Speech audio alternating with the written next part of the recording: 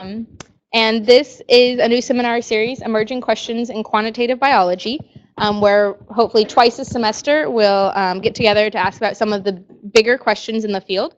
The goal is to think about the topic at kind of a bigger questions level. So the speakers are each going to have 10 or 15 minutes, kind of give an introduction, tell you a little bit about their work and how it relates. So today's topic is emergent properties in biology.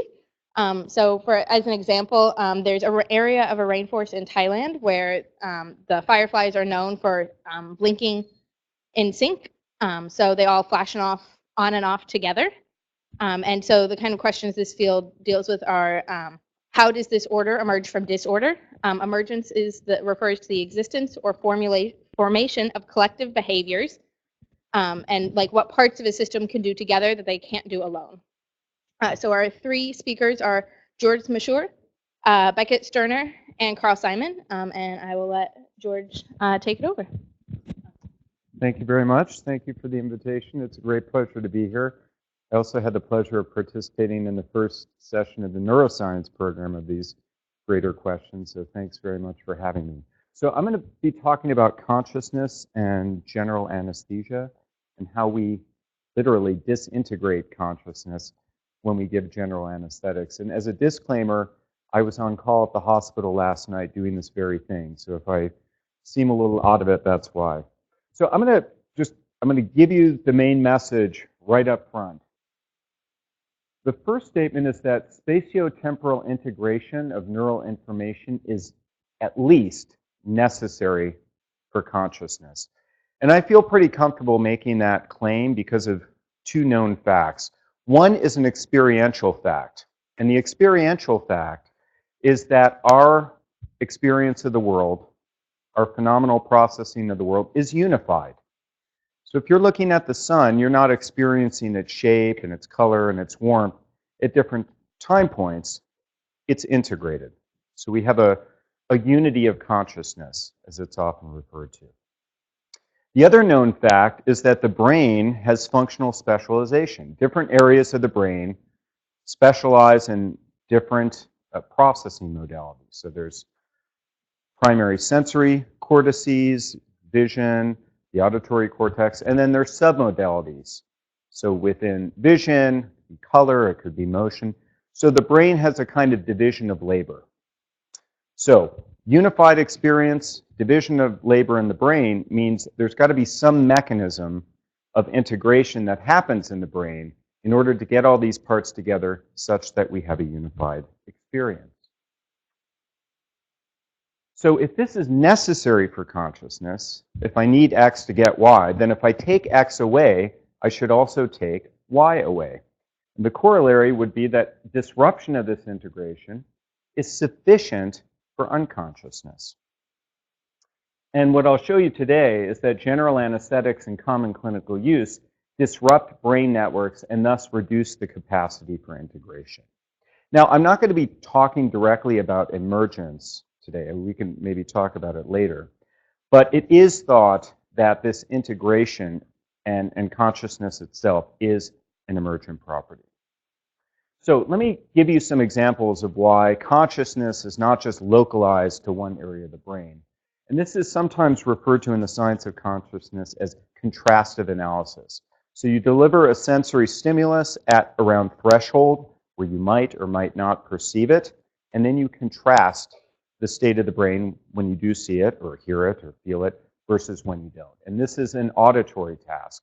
And what you can see here over on this side, this is functional magnetic resonance imaging. You can see that when the stimulus is delivered, and even when it's not detected, there's still activation of the posterior half of the superior temporal gyrus. And I don't know if we have people in neuroscience in the room, but if we do, you'll know that that's the site of the primary auditory cortex. So that information is still getting into the brain, it's still getting processed in that primary area, and yet we're not having a conscious experience of it.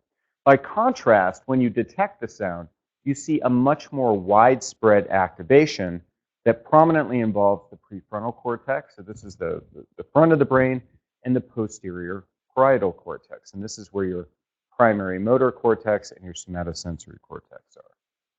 Now, that's not just true of the auditory modality, it's also true of the visual modality. And this is now an electrophysiological study, basically looking at evoked potentials.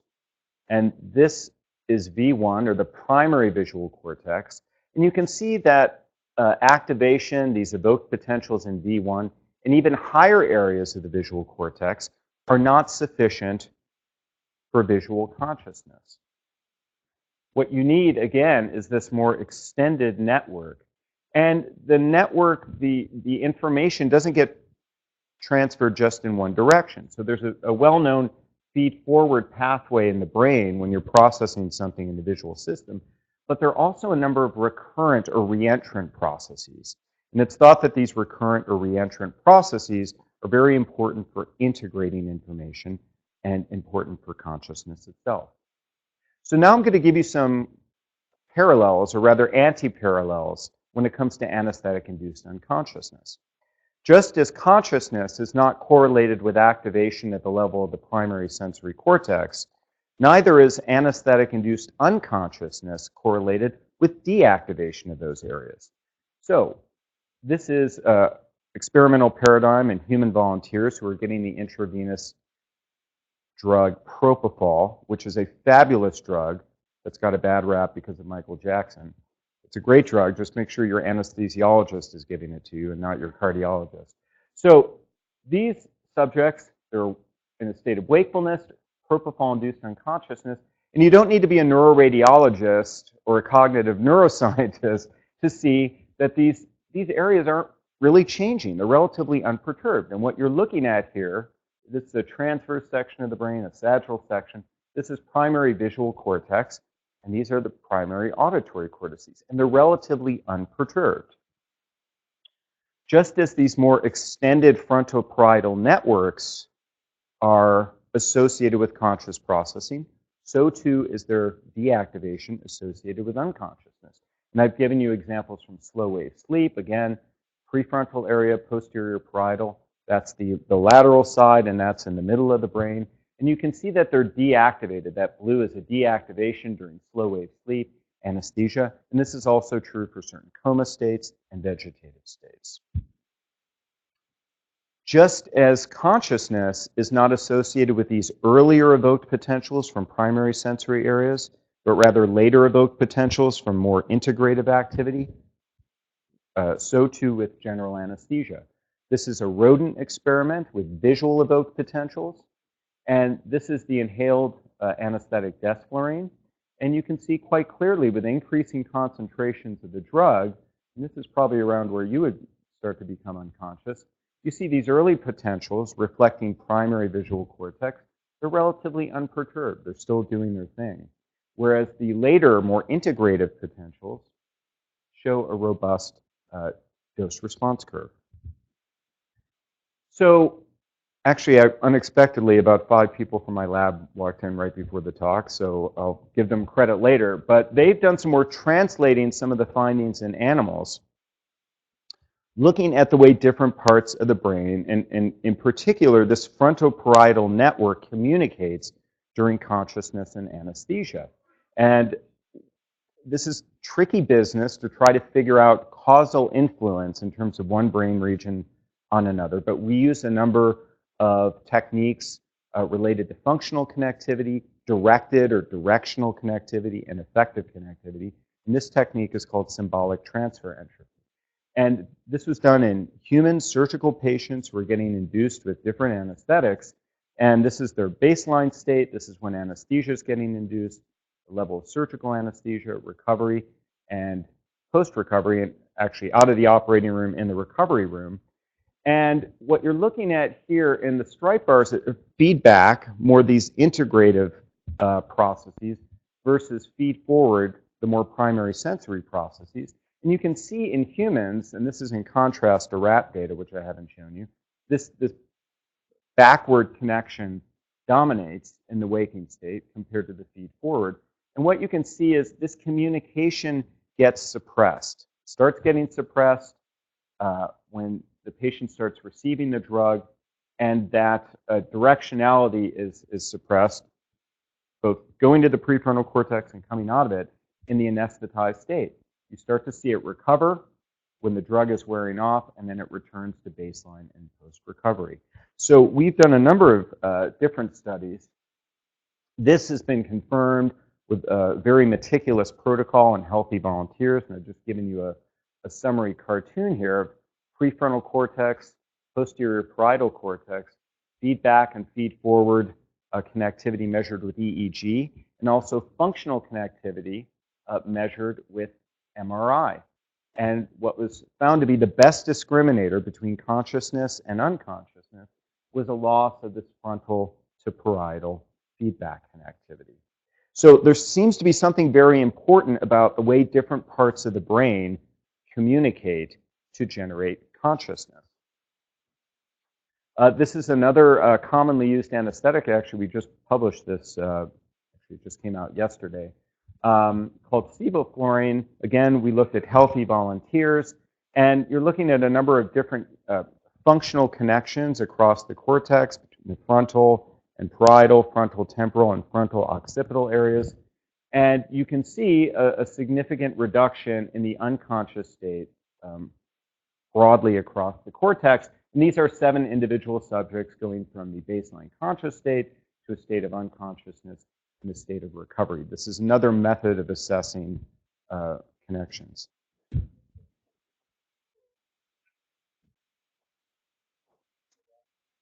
What is the metric for consciousness? Let me ask you a question. I'll ask all of you a question. First of all, do you think that I'm conscious? You sound ambivalent about that. Yes or no? It's not a trick question. Yes, you do. You think so. Why do you think so? Okay, good. So you've gotten, this was not a plant. He actually came up with that spontaneously. So we are making inferences. Consciousness, by definition, I don't want to take up the whole hour and a half just talking about the definition, but consciousness, by definition, is subjectivity, right? I mean, it's a subjective first-person perspective. So very weirdly, in the science of consciousness, we really only have an N of 1, because I'm privy to one and only one experience, and that's my own. Everything else I'm making inferences based on behavior. And so, as you point out, this responsiveness usually works well as a gauge. We're always making inferences based on behavior and responsiveness, and that's just what we do here. So in humans, we're asking them to follow a command. But I'm not going to get into it. We could talk about it later. But responsiveness and consciousness are definitely dissociable. Okay, so again, more evidence that there's a breakdown of network communication and network connectivity. Now, this won't mean that much to you, but it means a lot to us in anesthesiology and maybe even some people in neuroscience. And that is that these drugs like propofol and sevoflurane and desflurane that are commonly used to induce unconsciousness, they depress neuronal activity. So you know what? It's not all that surprising that they would depress neuronal communication. But drugs like ketamine, have you heard of ketamine? I mean, ketamine is something that's known in popular culture as well. Drugs like ketamine actually activate the cortex. So it is less obvious that they would necessarily depress communication between different areas of the brain. But again, we applied this metric of symbolic transfer entropy, and I've depicted it in a different way. But you're looking at the axis of time here. This is the feedback connectivity from frontal to parietal cortex. This is feed forward from parietal to frontal. This blue shaded area is when, in this case, an N of 30 are receiving the drug, and you can see that drop of feedback connectivity. So even though the brain's getting activated, the cortex is getting activated, and higher frequency activity is going up, communication is going down. So the network is getting fragmented. And this is a different measure of directional connectivity, directed phase lag index. And you can see in the conscious state, again, many of these backward arrows representing connectivity that are basically gone after ketamine is in the brain. So to summarize, consciousness requires integration. It's a necessary condition. Now, there are some neuroscientists, one in particular, Giulio Tononi, who thinks that integrated information is consciousness. It's not just necessary, not even just sufficient. It is consciousness. There's an identity relationship. And the reason why I'm pointing that out is because I think it touches on some of the questions of emergence, where for Tononi and for others, there's something causally irreducible about this integrated information. It's giving you something above and beyond what any of these individual areas are processing in terms of information. And in that respect, it is an emergent phenomenon. And then general anesthetics may induce unconsciousness by disrupting this integration. So just quickly acknowledge the lab. Dr. Anshul Lee is here, Dr. Junyoung Moon. These are physicists and network scientists. We also have Brian Silverstein and Brenna and MK, some undergrads and graduate students who all contributed to this, and also just quickly thank NIH, McDonald Foundation, and some other sources for funding. Thank you very much. And well, it's up to these two.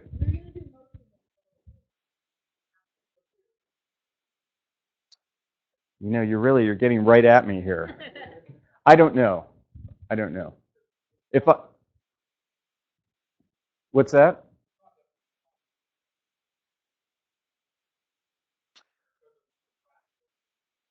Well, I'm not defining consciousness. I'm simply, by talking about integration, I'm talking about a necessary condition. You know what you're talking about. I know exactly what you're talking about.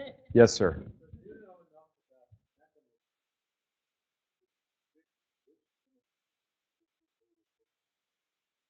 It's a great question.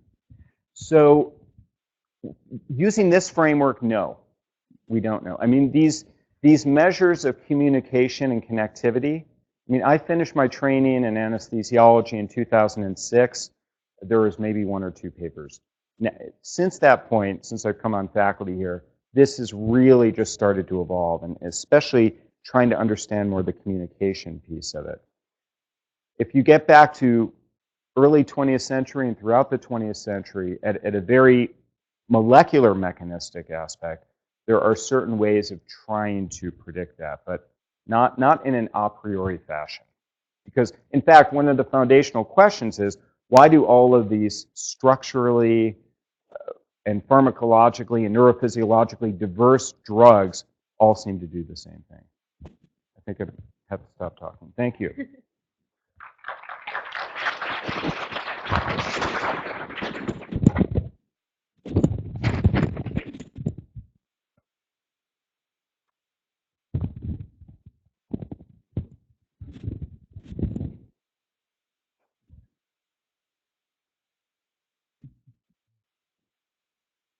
All right, can you all hear me? Great, thank you so much for coming today. I'm really excited to be here, and thanks to Laura and Shweta for putting together this new series. I am coming from the philosophy department. I'm a philosopher of biology, so in fact, philosophers have been talking about issues of reduction and emergence alongside scientists for several decades, and what I'm gonna do here is set aside a lot of that debate just to focus on a particular case of how reduction drives research forward in systems biology.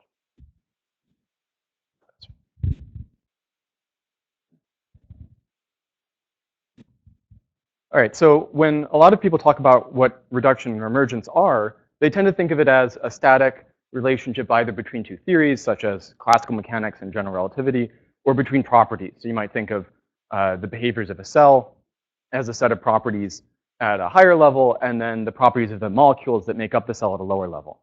And if there's reduction, then that means that whatever the cell is doing at the higher level can be predicted or explained by the molecular constituents at the lower level. Or if you think they're emergent, then you think they're unpredictable or unexplainable. And so there are sort of 2 general types of how reduction is thought to happen. One is between the higher and the lower level, like the cell and its parts. That's what philosophers call interlevel. And then there's also successional reduction, and that would be the example of classical mechanics to general relativity, where general relativity replaces and modifies but saves a lot of the original insights and results of classical mechanics. And what I'm going to be talking about today is primarily interlevel reduction. And to take an alternative view, instead of just thinking about static relationships between already well-established secure theories or particular properties that we think are out there in nature, let's set reduction and emergence in motion, so to speak. Let's think about them as strategies for doing scientific research. So what does it mean to take reduction as a kind of methodology for generating new predictions and explanations about cell biology, for example? And so within reduction as a methodology, there are certain heuristics that biologists often take advantage of. And I think we're coming up in George's talk in terms of thinking about what a cell does in terms of analyzing it into a set of subfunctions. So for example, if you think about a cell trying to move up a chemical gradient to a source of food, the cell has to be able to sense the gradient, it has to be able to direct its motion, and it has to be able to coordinate changes in its location with the motion that it pursues. So those are all subfunctions for the overall capacity to move up the gradient towards the source of food. And then what you might want to do as well is say, well, I know the cell has to have these subfunctions, but where are they in the cell, right? I want to figure out what part of the cell is carrying out each of these subfunctions. And so you might look at the membrane to find protein complexes that will help explain how the cell is sensing the chemical gradient. And then you might look for regulatory mechanisms inside of it that help explain how it coordinates, like integrates the change in gradient over time, and then coordinates its response with the flagella. And then finally, what's typical of a reductive strategy is that you think that all you need to explain how a cell behaves at the higher level is knowledge of its parts. And then you can set aside environmental variation. So that's to say that whatever the behavior is that you're trying to predict or explain at the level of the whole can be treated as intrinsic to the properties of the parts and their combination. So part of what I want to raise today is a question of what are limitations of taking this strategy for organizing scientific research as a particular method. And the case that I'm going to give to kind of develop this more concretely is to talk about contemporary approaches to finding a theory for systems biology. In particular, how do you explain the behavior of cells in terms of gene networks and the structures of gene networks? All right, so there's our goal. We want to try and explain and predict things like how chemotaxis, how does a cell move up a gradient toward a source of food? And here are our parts, right? We have these kinds of molecules, which are each node, and their causal interactions. So we might have genes that are up or down regulating their expression levels. And we want to be able to say why the cell does what it does and how it does it by looking at the organization of this network and picking out particular elements that help us make sense of the complex behavior. And so what does a reductive theory amount to here? Well, the hope is that it's not just that you have to take the gene network and then simulate the whole thing, and whatever the output is the best you can do, right? It's a sort of explanation, but it's a low-level explanation. Maybe there are these parts in the middle, these higher-level components to the network that have distinctive functions that explain the overall success of the network in solving certain kinds of design problems, like how do you move up a chemical gradient?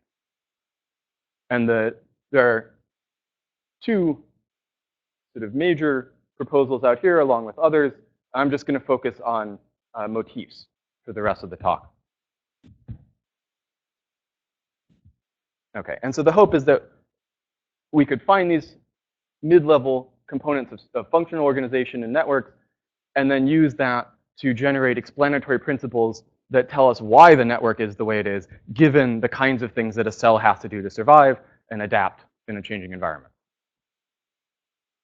So what are motifs?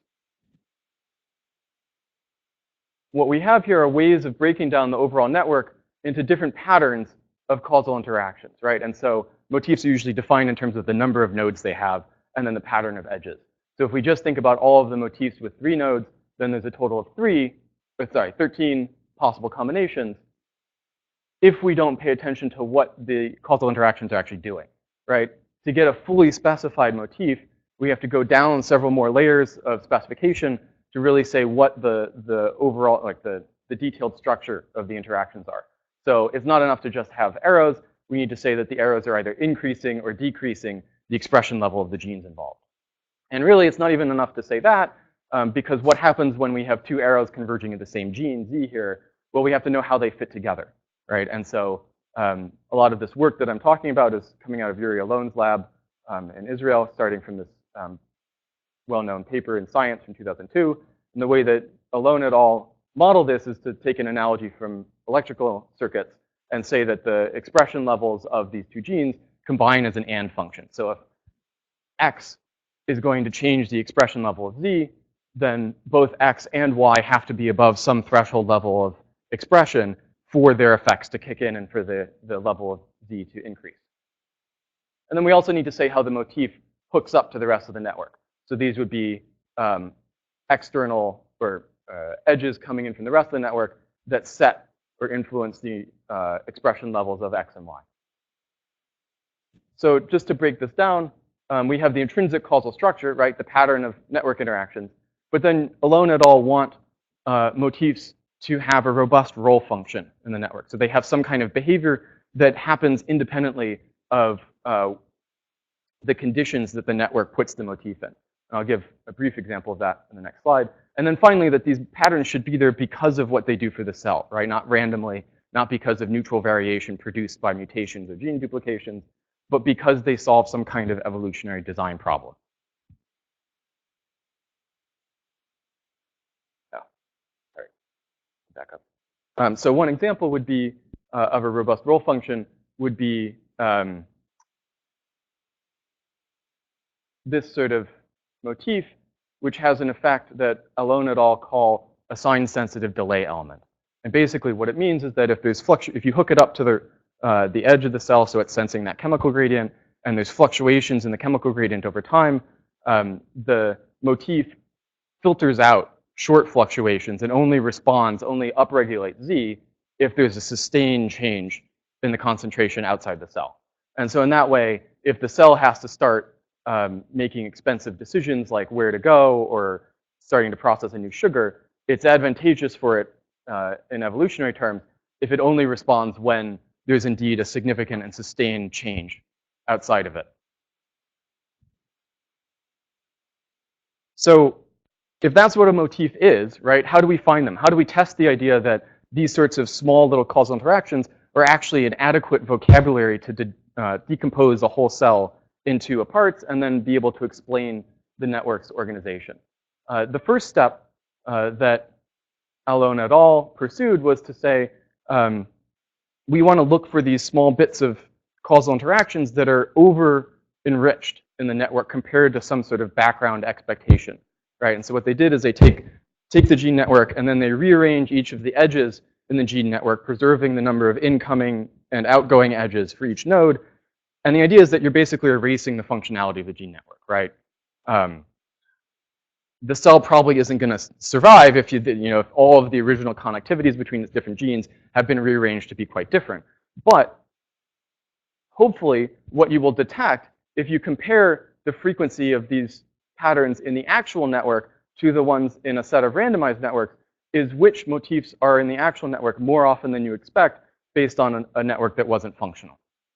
And so the idea here is that this is the first step to taking all of these possible motifs and filtering out the ones that aren't there because of evolutionary history and just focusing in on the ones like, and this is made up data in this case, just for simplicity, like this pattern, right, or this pattern, which seem to be overexpressed and maybe have some kind of evolutionary history have been selected for in the past.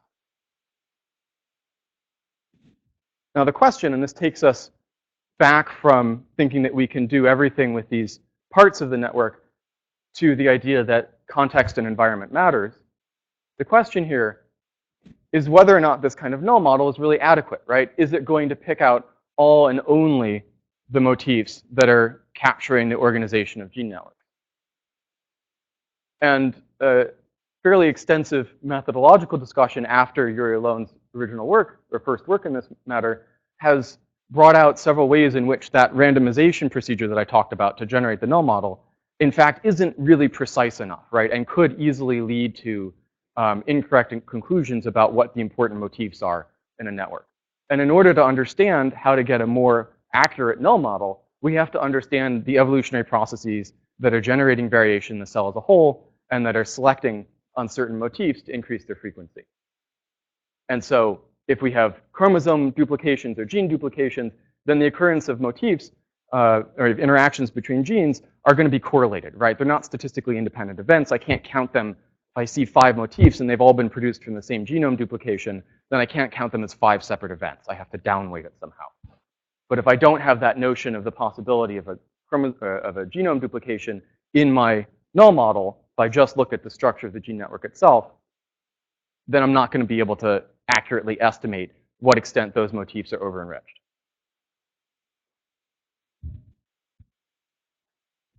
So to wrap up, a couple thoughts on how reduction and emergence might fit together in dynamic terms, right, as methodological approaches for research in science. So for one thing, after looking at attempts to reduce one theory or a set of properties to another theory or a set of properties, it's really the case that scientists have actually abandoned the historical or alternative approach. It's not like we're going to stop doing cell biology because now we have gene networks.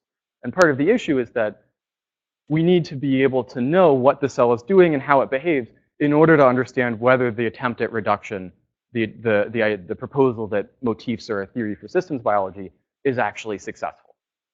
And so what I've just given as a little example in terms of talking about, well, here's this idea for the structure of gene networks, but how do we discover whether there are motifs? Well, we actually need to know about the larger context for the cell and how it's evolved. It's an example of a back and forth between the higher and lower level approach to cell behavior. And it might be that if motifs don't work out in the end, they're going to teach us something about how the cell can't be decomposed into a certain kind of simple set of units. And then instead, we have to think of them as a more complex structure. For example, you might say that cellular localization of the gene products of gene networks matters a lot, and gene networks tend to just wipe that away, right? They don't care about spatial localization. So it might be that the right sort of gene network model is going to have to include a higher level of organization in the cell beyond just interactions between genes. And then once we understand the cell at that new level in that new way, this can actually drive new attempts at explaining and predicting its behavior in terms of parts. So in that sense, treating cells as emergent and treating cells as reductive, when we think of it in a dynamic way, produces a positive feedback. And just as something to chew on, one way to understand the consequence or implication of this back and forth is to say that good reduction should anticipate its own failures, right? If you're going to embark on a project like motifs or embark on a claim that to take the Human Genome Project as a straw man, we can understand organisms based just on their DNA. In order to do that research well, you need to think about how it's going to fail and how to make that failure significant, rather than just the obvious observation that, well, actually how we use our genes matters, and we knew that environment made an influence. So it wasn't ever going to be true that genomes were sufficient to understand everything about organisms. But what is it teaching us when that particular attempt fails? And so in that sense, emergence shouldn't be thought of as the enemy. All right, thank you.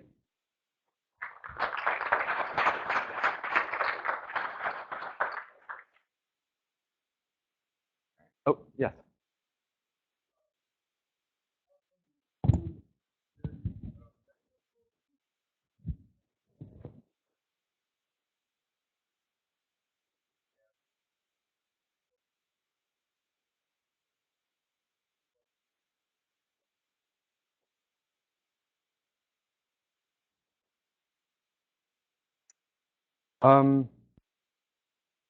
So I don't know any specific work that's been done using motifs or modularity to address that question. But the kind of point that you would want to raise is, for example, if you're thinking about modules, the value of modules is that what they do is relatively isolated from the rest of the cell.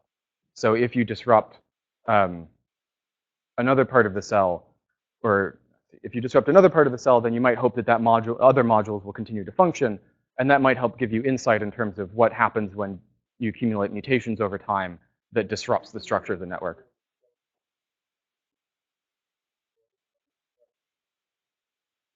No, not in the sense of completely separated. but in the sense of the idea that the network is near decomposable, so that there are clusters of interactions that are relatively more integrated with each other than with the rest of the network. And so in that sense, whatever is going on inside the module can be studied somewhat independently. It can bracket what's going on in the network. Somewhat independently, but Right. it loses its function when the other modules are not connected. Right, of course. Thank you. Oh. I just have one question. So, I can't give you an exact citation, but I know a couple years back there was a publication of, a model, a computational model of the function of a full cell, and it was, one of these cells that has some 500 genes, so it's really parasitic. And so it's a very small model, but I'm not sure about the inner workings, because if those involve these modules, then it's possible that even if it doesn't correspond exactly one-to-one about the biology, these are still useful, even if, in reality, understanding the limitations, for instance, it's still useful to do these things, right? I don't know. Do you know anything about this paper Still at all? useful to build the models. Exactly, yeah. Yeah, no.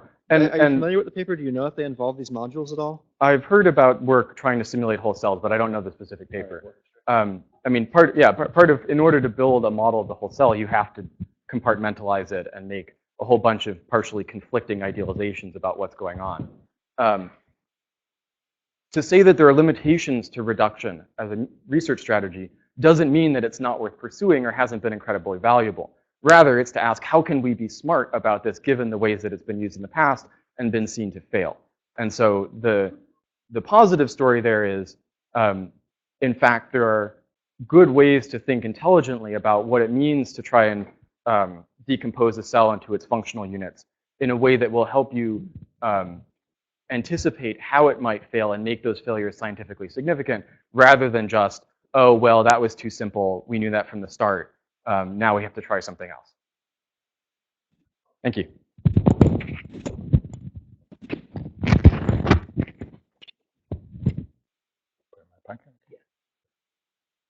Thank you. It's a pleasure to be here. I thank the organizers, and I must say some of the most memorable talks I've heard at the university have been in this room, organized by the people in this room. So I'm actually have some overlap with Beckett's talk, but I'm at a completely different level, a more macro level. So I'm a math modeler, sometimes for hire, a little bit like a gunslinger for hire. And I love guns, and I always thought they were the world's greatest thing. Talk about models. But as I'm maturing a little bit, I'm beginning to understand that there are some concerns we should think about as we do our modeling, especially the macro level modeling that I mostly think about. So the basic thing, I think we all agree, the reason for modeling is everything's a system, okay? And ignoring this fact sort of leads to possible unintended consequences. Whoop, what did I do here? I just had an unintended consequence. Hit the bottom button. Oh, I see, okay. My thumb is too big for this little thing. So failures of system thinking.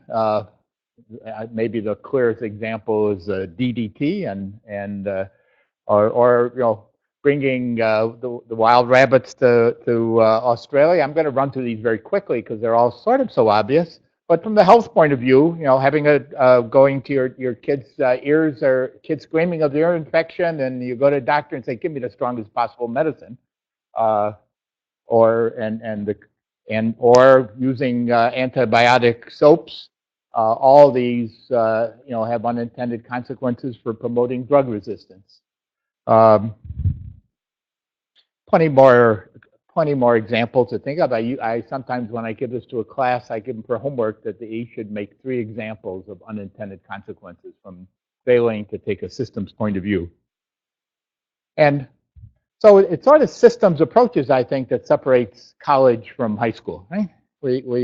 High school, you learn that Columbus discovered America in what, 1776? No, one of those years. And in college, you understand, what the goals were, what the search was, and you look for the mechanism, why, and how, not when.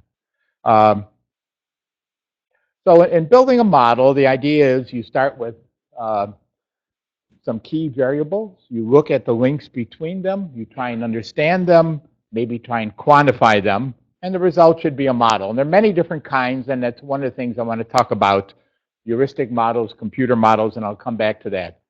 So maybe this is why I think modeling is crucial. And maybe each one of us in the room here who works with models have their own special niche in this list. So I'm going to spend a few minutes looking at it. Some of these are, I think, very straightforward. Some of these are much more complicated. So, for example, data collection.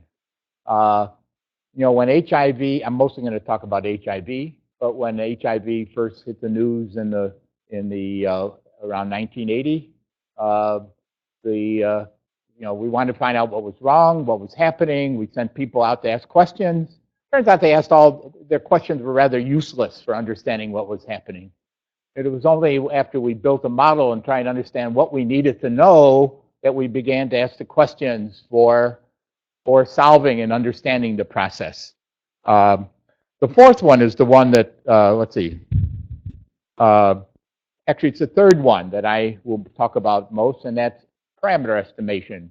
There are a lot of things that happen in, say, the spread of an infection, and parameters like contagiousness, like duration, like network structure, and some of these you just can't, especially those you can't see. Building a model is a crucial step. The paper I'm working on all last night, because the deadline is yesterday, was trying to understand the role of asymptomatic infection in the spread of gonorrhea. Okay, you can't really talk about using data to measure it because in general we don't know the whole point of it's asymptomatic. So building a model, comparing it to data has enabled us to really understand that maybe gonorrhea is close to 100% contagious when you put the asymptomatic pieces in. So parts of these are pretty straightforward, making forecasts, but we know we have to be careful. Look at all the various forecasts of Ebola. How many of them were close to right? 2? Anyway. So this is the part that turns me on, that gets me very excited. But and I want to, in the rest of the hour I have, I want to talk a little bit about what worked and what doesn't. Okay. So the basic, you know, when you build a model, for me, working from a macro point of view, unlike the micro point of view that Becca just described, I want to start with the very simplest parts. I had a student who came in and wanted to model the spread of crime, which in fact became a very seductive process for me.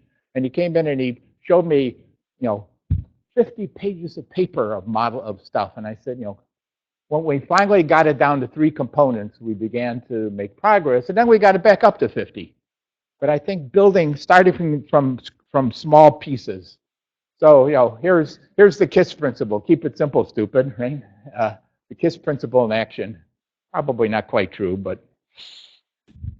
So in some sense, the simplest approach has always been the biostatistical approach, linear correlational-based approach, focusing on risk factors. I'm actually a little nervous about that, and that'll be part of what I want to talk about. But certainly for contagious disease, it may be fine for cancer. But I'm not sure about influenza. I mean, my mother used to tell me that if unless I wore a hat, I'd catch a cold. Okay? Well, a cold is a contagious disease, right? And my wearing a hat or not was not exactly why I caught a cold. But in fact, the independence that required in some of these correlational stuff would work on my mother's side. The fact that my catching a cold is not independent of Charlie's catching it is an important piece that we need to consider. So here's starting with using the KISS principle, here's the simplest model disease spread that many of us teach in our classes. Okay, Charlie's smiling because he just taught it in his. People are either uninfected but infectable, infected, or immune to infection. They can get it, they can recover, they die of either disease or background. And, here are the parameters that count. You put them together and you get, transmission, recovery, and background birth and death. And there is, in some sense, the simplest model disease spread, the SIS model. And it's easily studied. I could explain this, I think, to a high school class. You get one of these two curves, depending on the parameters. The one on the left has disease dying out. The one on the right has disease stabilizing at this point. Okay, and a very simple analysis leads to the basic reproduction number. How many infectives does an infective infect in the course of his or her infection? Or basically what this is an input versus output ratio. And if that number is less than 1, the disease will die out. If that's a number bigger than 1, the disease will spread till it reaches an endemic level. Very much like the basic reproduction number in demography. How many daughters does a mother have in the course of her fertility? So that's the simple model. I wanted to study HIV with Jim Koopman and John Jacquet and a number of people on our team. And so we needed to build. What did we need to add? We needed to add stages of infection. We needed to add different levels of sexual activity. We were looking back in the early 90s of a male homosexual transmission, because that was basically where it was back in those days. And any data that we had came from that, in particular San Francisco. There are still equations, a little bit like the others, but notice the same structure. The basic reproduction number looks the same. And so we began to use, building up simple to a little more complex to begin to understand transmission. And our real goal was related to that third bullet on modeling. It was to understand how contagious HIV is.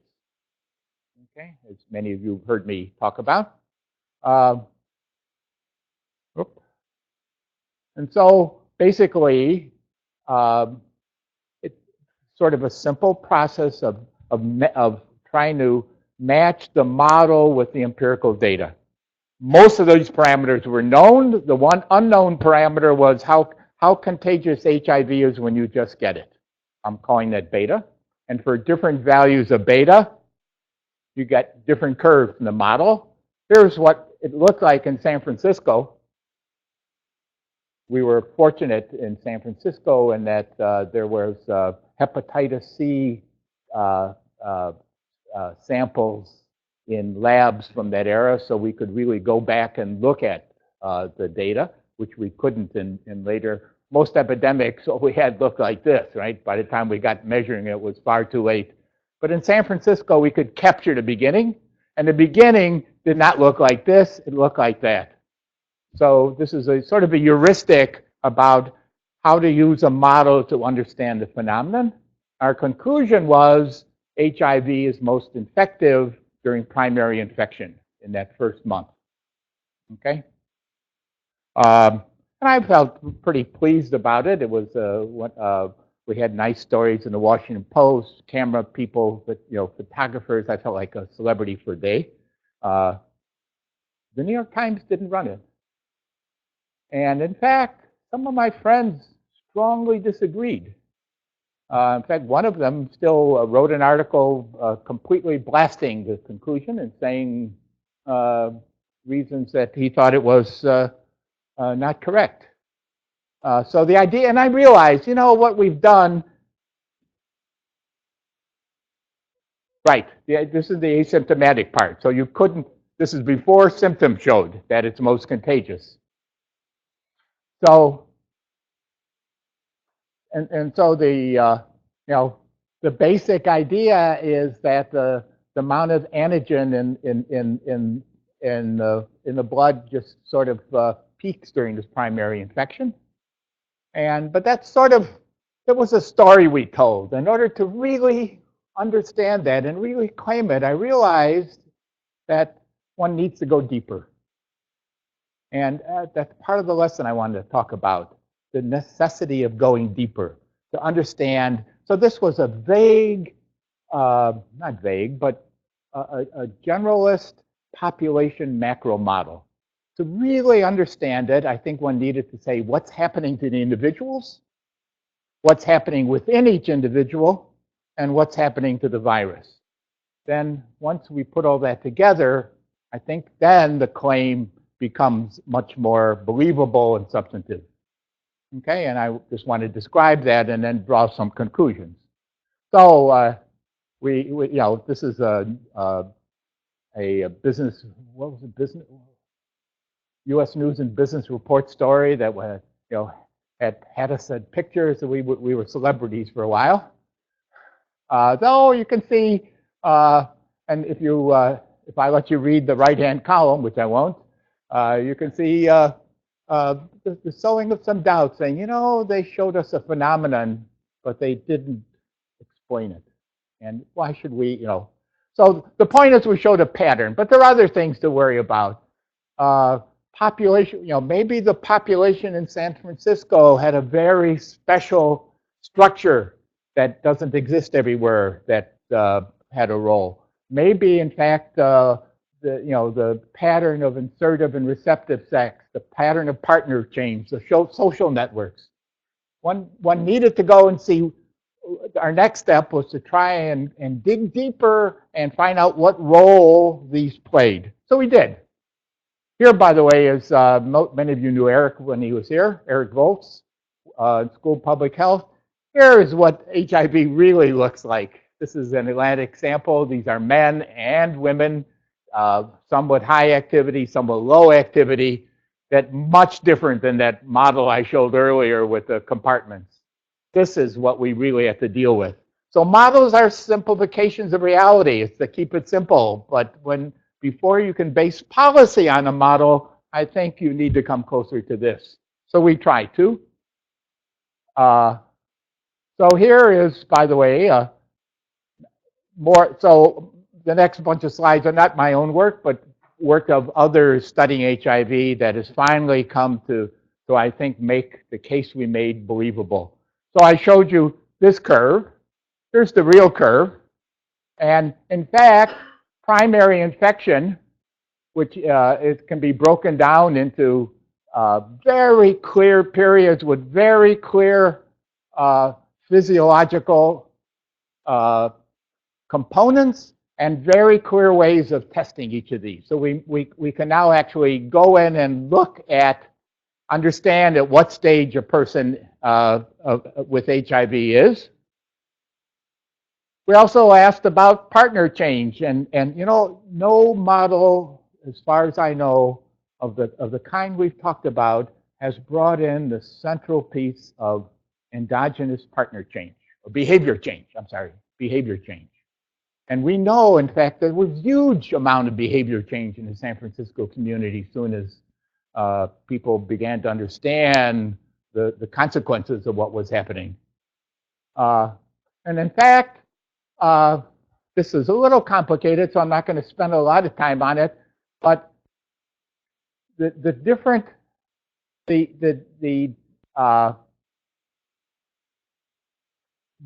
curves. So we're assuming, I should go back to this one, that there are two kinds of people of high activity and people of low activity. Okay, just to go a step beyond the other, and that they mix and that they change. So people move from one level to the other. And depending on how long people are in the high activity relative to low activity, you get very different dynamics. And in fact, if there's no change, the primary infection has very little extra role. It's only when the changes are pretty, the amount of time they spend in the high plays a big role. The amount of intense sexual activity relative to the amount of lower sexual activity plays a big role in the spread of the disease that the simple model is masking. And you know, and also it plays a big role in how much transmission comes from that first month period. Okay? So it is substantive, can be as much as 60, 70%, but it does depend on the behavior, the network and the patterns of the individuals in the community. There's another, this is another example of, well, let me, this is trying to focus on, again, the differences between transmission from primary infection, which here is called acute infection, and transmission from later infectivity, which in this case is called chronic infection. And where people are, you know, in this fourth case here, go back, these are acute infection. It plays a much bigger role, and there's much more transmission. So again, what I'm just trying to say without explaining this is that the who mixes with whom, and the relative levels of sexual activity play a big role. And before you can go make claims about policy, one needs to understand the effects of these.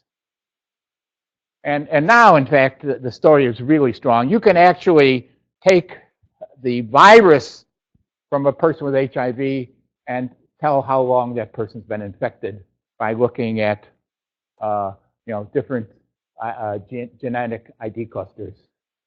Okay, and in some cases, understand who they got it from and when they got it. So, and you know, finally, 15 years after our work, in the New England Journal of Medicine, the statement was made: primary infection is important. And in fact, this is our group here. We were among the first to realize that. But there are some people saying it's close to 70 to 80% of transmission. So the story I want to say is that it's good to begin with a model that helps understand patterns, but before you can act on them, you need to understand mechanisms. That's sort of the bottom line I want to say. Another example, I mean, I teach economics, and it's sort of weird to teach a subject I don't believe in, but many of you have taken econ classes, and you know, here's how it works. You've got these phenomena. You assume people have preferences. They have a budget line. The rational consumer chooses the best point on their budget line, and you know, you get the textbook model of consumer choice and production. Okay, and on the last chapter, you get the ultimate theorem that comes from this model: markets always work. Okay, and so you know, open up any econ book and you'll see that. Again, I think this is overbelief in a simple model.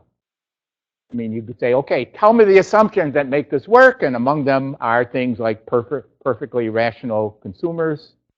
I'm exaggerating a little bit, but not a lot.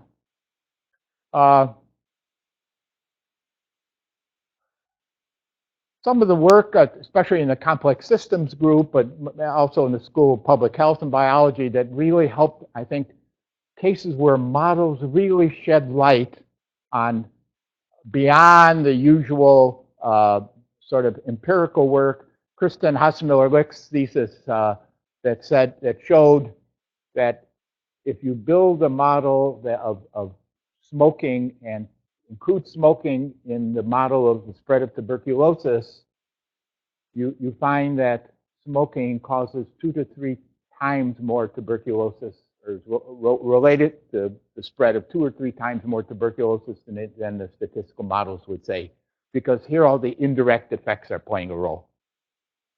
Katja Kolle, now at Duke, sort of put together the epidemiology of influenza with the genetics, and got much better prediction and understanding of influenza outbreaks by putting together the macro and the micro pieces of the model. So to sort of conclude,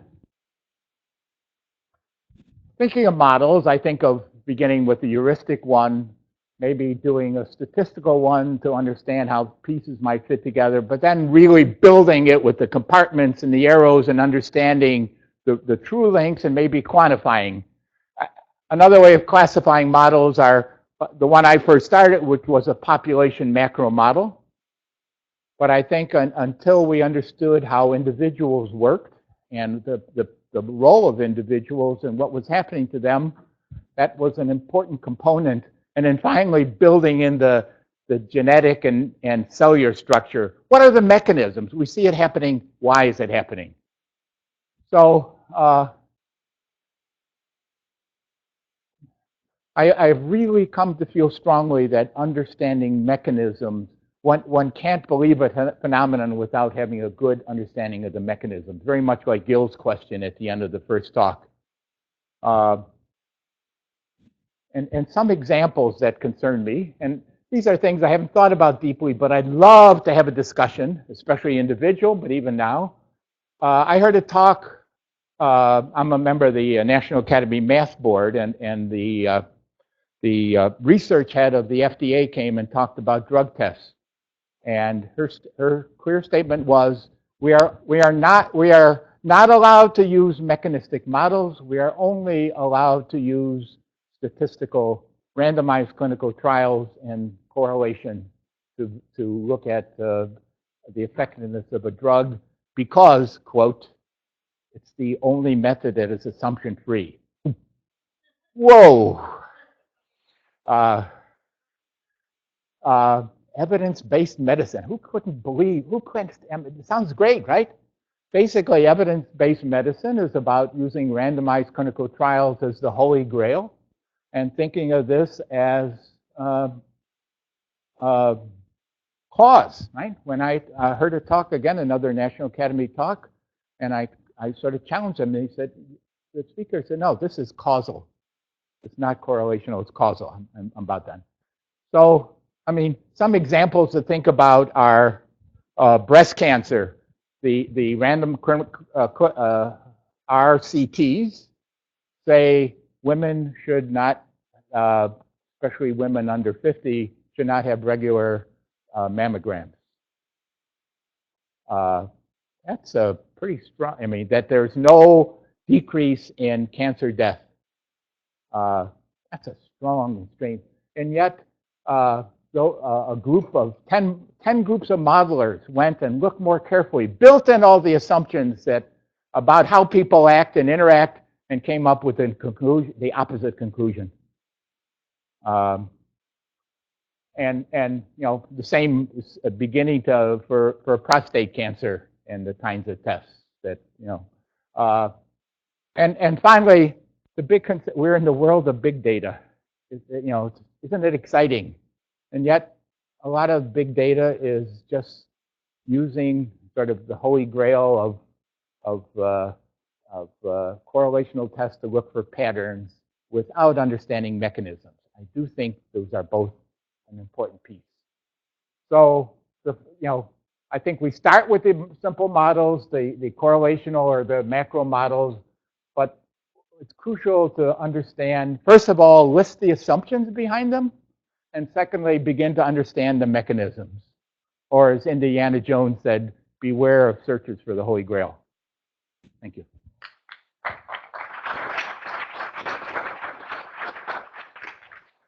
The seminar normally ends at 4:30, but today we go until 5. If you could request our speakers to come up to the seats in front. We'll now open up the room for discussions. Please raise your hand if you have any questions. We'll come to you with mics and we can get started.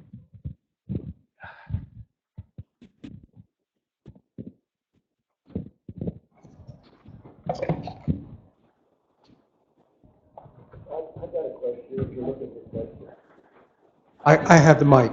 I have the mic. I have several questions, but I have a question for the module person. Is that how do you deal with context in defining modules? I'm a geneticist, and a chromosome is a module, and the chromosomes organize in transcription in different modular relationships. And I didn't hear anything about context here. I think that's a major concern about using gene networks to study the organization of cells, in the sense of when we typically get a gene network, it's based on studying changes in expression level of these different genes, in which these causal interactions are inferred between the genes. And then the network is static, right? It doesn't depend on what kind of input or output is coming into the cell. The structure stays the same. And then the hope is, using that static representation of the causal structure of the cell, you can find these decomposable subunits. And it may entirely turn out that the structure of the network is highly context sensitive, in which case what's a module under one set of conditions may not be a module under a set of others. So I think that's one of the primary assumptions of trying to discover the organization of gene networks using modules as an approach. I have a question for Carl that I've asked him before, and I wonder where we stand on this now, Carl, is that if you have the macro, micro, and the nano level, what are your thoughts about modeling? Are we going to have commonalities across those levels in the model, or are we going to have a series of models with a meta model that's going to bring those models together? Where do we stand on that right now? Well, I mean, one of the beauties of models, as I think we've discussed, is that there are incredible similarities across different levels. Denise Kirshner's work and has really worked at showing at the cellular level and the population level, the scaling, things scale up very naturally. So I think the answer is both. I don't know that there's a general, but in the models that I know and love, there's a rather beautiful scaling of the phenomena at the different levels. Charlie, you had a... Okay, yeah, sort of Bob Laughlin, who's a physicist who, after his first Nobel Prize, he was one of the early proponents of using the word emergence, you know, one of these guys. And his example, or his definition of emergence was by example. He held out a pen and he said, you know, name some properties of this object. One of which is very easy to see, rigidity. You know, it holds its shape when it's subject to forces and so on. And he said, now tell me how you could predict that from the properties of the interactions of quarks and gluons and so on, right? And of course, the question is, answers itself there. So emergence is this property that doesn't even exist. The concept of hardness or stiffness or mechanical properties doesn't exist at the micro level, yet it is something that that appears very naturally and obviously at the macro level. Now, to what extent, sort of a question for all of you, but for Carl in particular, to what extent do I need a model in order to recognize that emergent property? And maybe, you know, for George, for example, what is, you know, is consciousness as the interaction of these pieces something that is emergent in the sense that I could not have, or nobody could have predicted it based on understanding the physiology of the brain and the neuroscience and the connections of the brain? Or in a cell, could anyone predict that a cell would look like or function like it does based on understanding the motifs and the systems biology below it? So I'm trying to get back to the emergence. If I may, so I think you've captured, your pen sort of captures it, maybe a little too grossly. Oh, Nobel Schmobel. So for me, emergence is much more pliant than maybe the pen example. It's what assumptions at the micro level, what behavior, what structure at the micro level or the nano level yield particular patterns at the macro level. Right. There's nothing wrong with that. But you know, understanding if we see a society of, you know, we see individuals with certain behaviors or cells with certain behaviors, what can we expect of the macro object? I think when it comes to the brain, and not even talking about consciousness, but I think it's critical to have a systems neuroscience approach. I mean, that would be the equivalent in neuroscience, is thinking about an individual neuron neurophysiologically versus a systems level approach. And if you think about an example that would apply to consciousness or anesthesia, you think about a GABAergic neuron. Okay, so GABA is the primary inhibitory neurotransmitter in the brain. So you might think, just thinking from the perspective of that neuron or two neurons, that if I potentiated the effect of GABA, I would get a depression in this whole system. But when you put that into a systems neuroscience context, that GABAergic potentiation might actually be inhibiting an inhibitor. And now you've got excitation or disinhibition, or you've got a certain compartment, let's say, for example, in the pontine reticular formation in the brainstem, where when you increase GABA levels, you actually have more arousal. So I think from that perspective, in very concrete terms, really do need to take a systems neuroscience approach to understand behavioral phenomena. Carl, for HIV infectivity, did the macro level model give the right answer, even without taking into account contact networks? And if so, why? Well, it gave the right answer because that's what was there at the macro level, right? I mean, in fact, a large amount of transmission was occurring by people who had just gotten the infection, and we found that at the macro level. But the question I wanted to ask was, what's the mechanism that pushes that?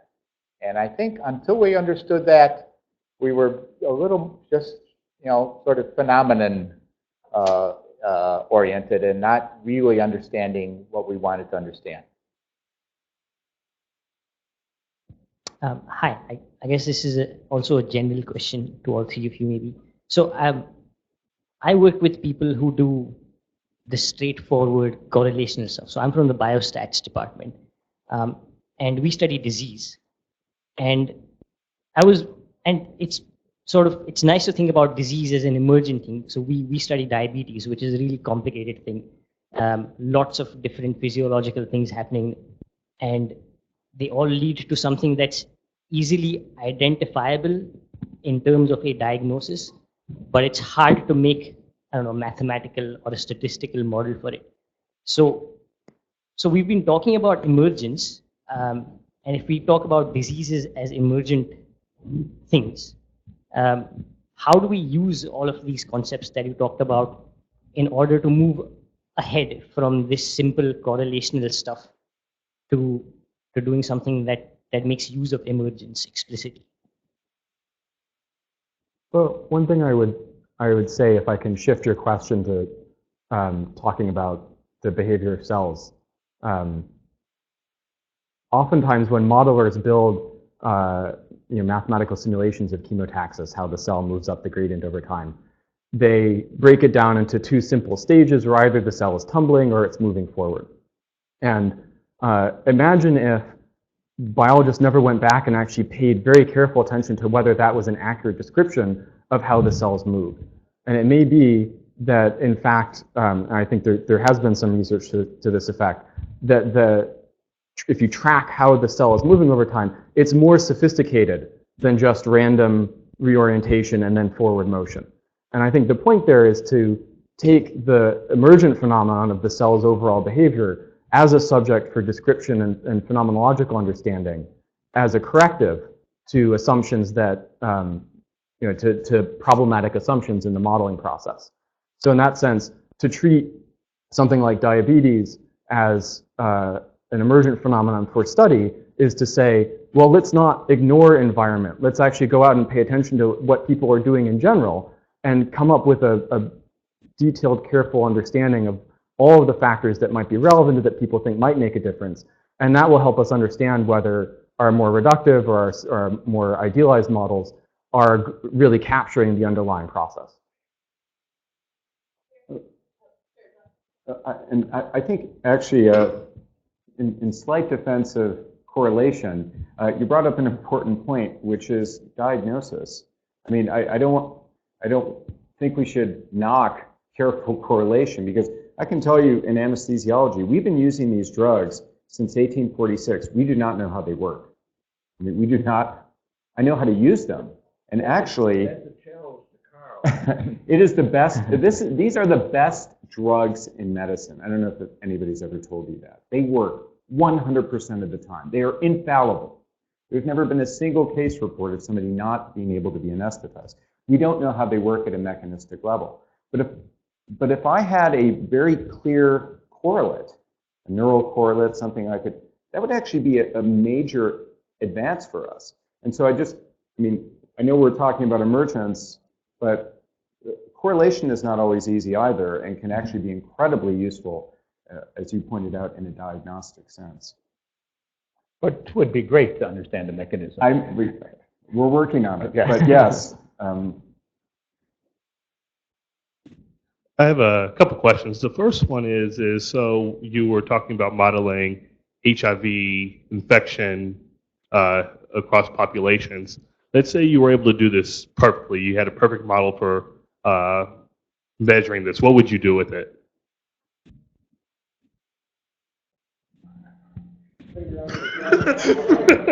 So that's a question about what kind of policy one might.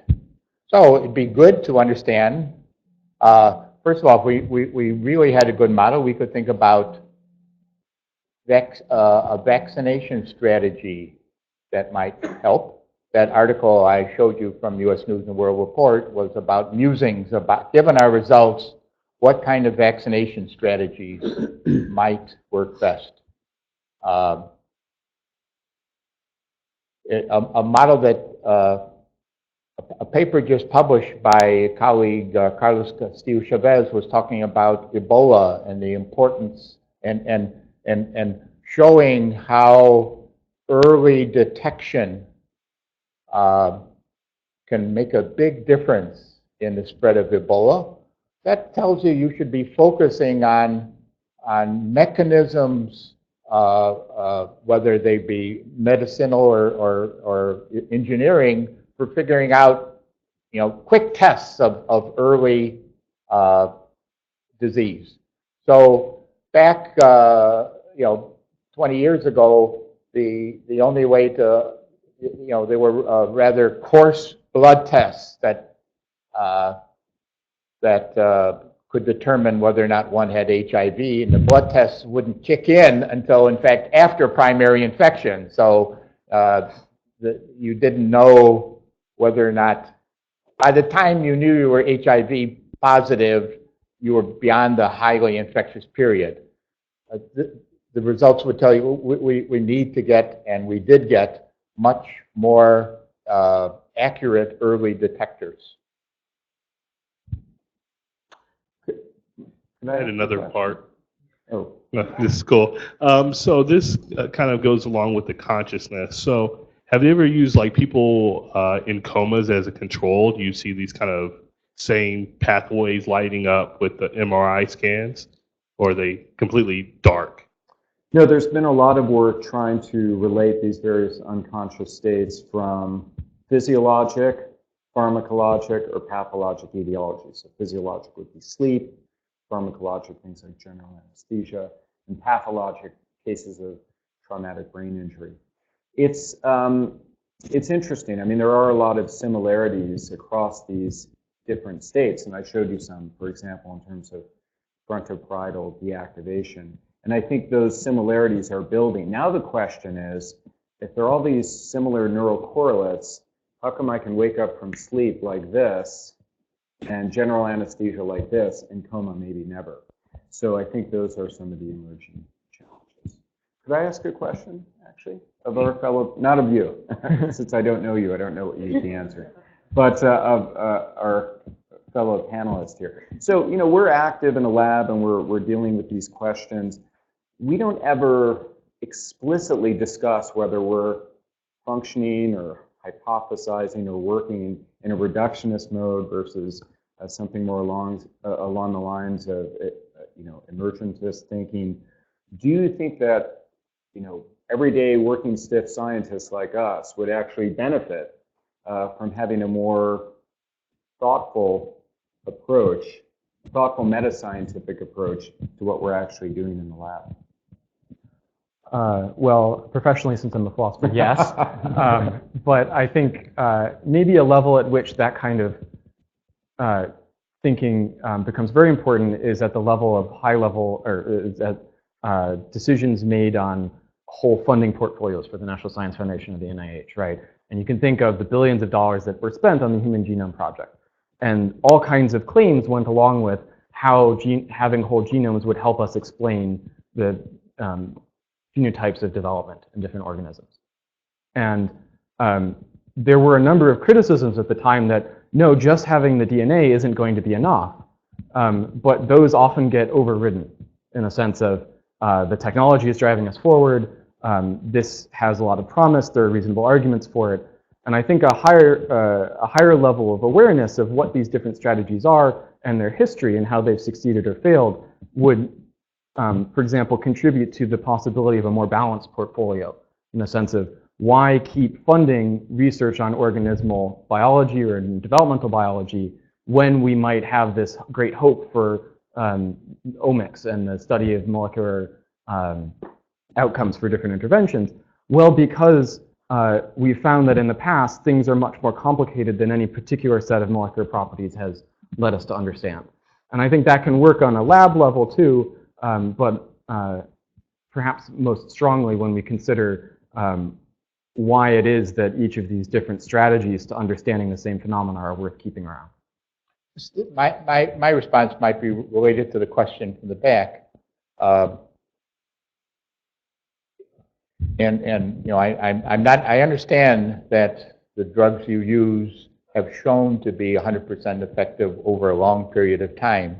But if I'm looking at a new drug and trying to evaluate its effectiveness and the things I should worry about, I actually think that a correlational proof should have a lot of caveats and you know, discussion of what the assumptions and what errors might occur.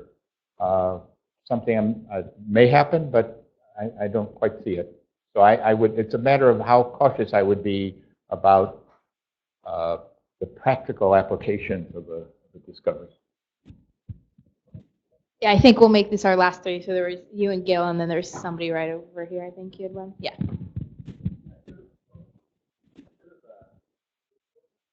We hear you. At 5, all the mics should. Is this working? There we are. Okay. So I should have insisted that I ask my question before George, because he kind of nipping on the tails of what I was going to ask. So in science, you do see these kinds of different sides of the coin, such as, you know, what Carl and Beckett have shown us, you know, the benefits and problems with both reductionist and more, you know, emergent thinking.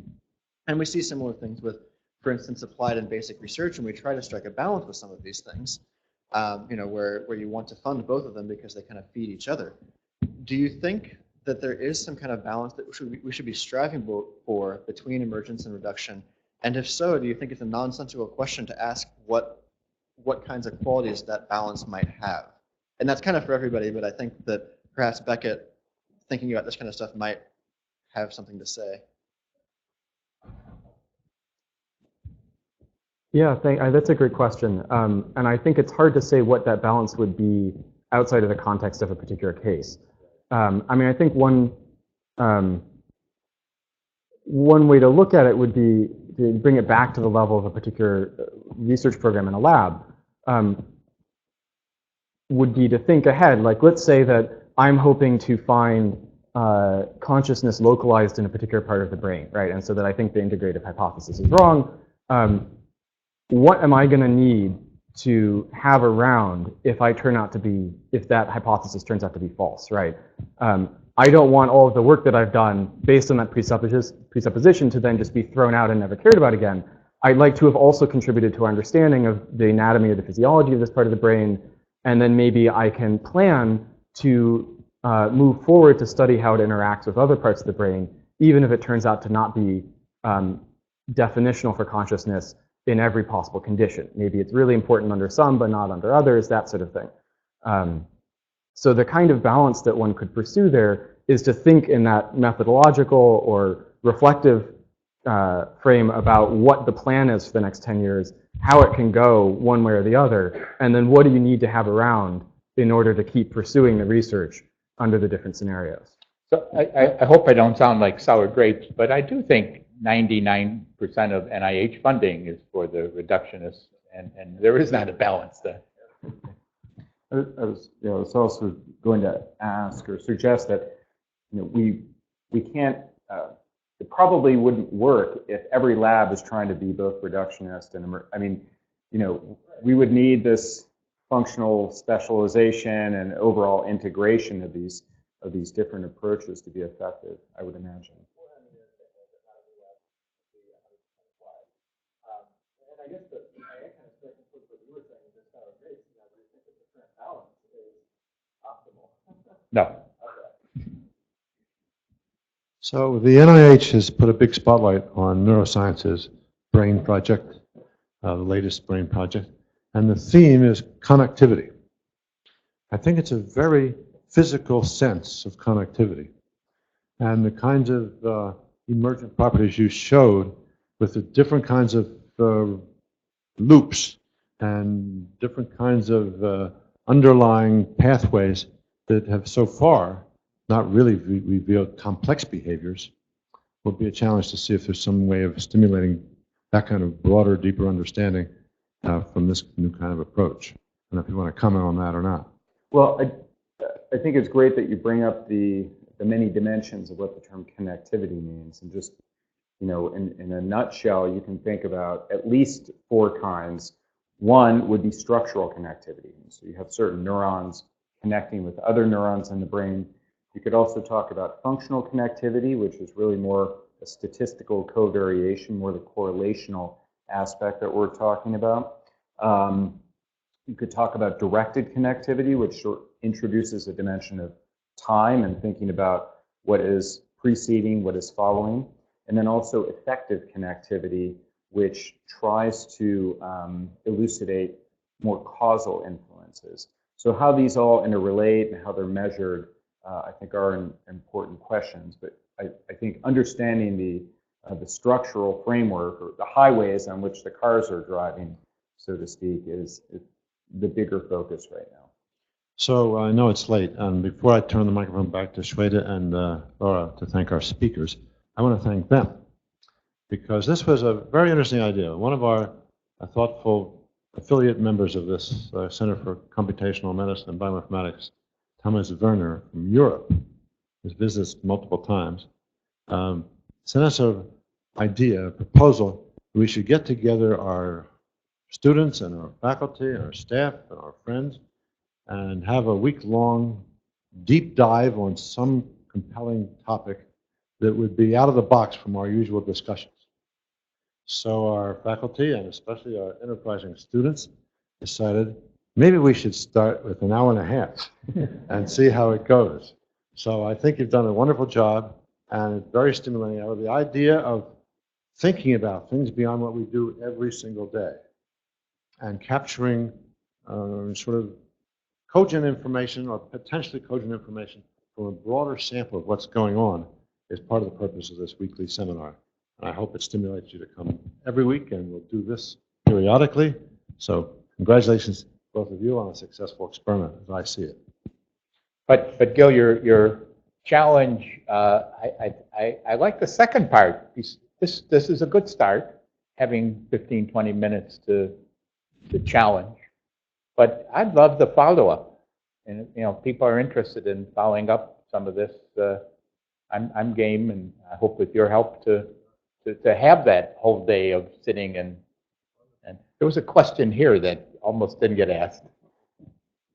One possible takeaway of this is that we might need a science of individuality, both to explain consciousness and mechanisms of infection transmission. Statistics as a discipline doesn't seem to be particularly well suited to understand the science of individuality. What sort of a discipline might we need to really understand the science of individuality first before we apply the statistics? Isn't that what psychology tries to do in some ways?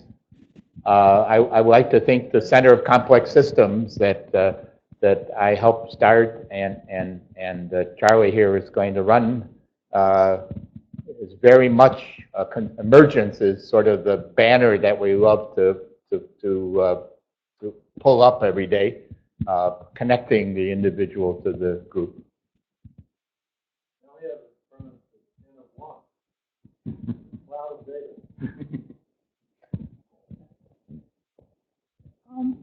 So I'd like to thank our speakers for participating in our experiment, as Gil called it. Please join me in thanking them. Also, thank you for joining us. We weren't sure how it would turn out, so it's great to see so many of you, and thanks for staying back so late. And finally, I'd like to thank Margaret, Brian, and Gil for lots of input and for helping us conceptualize this whole project. So thanks.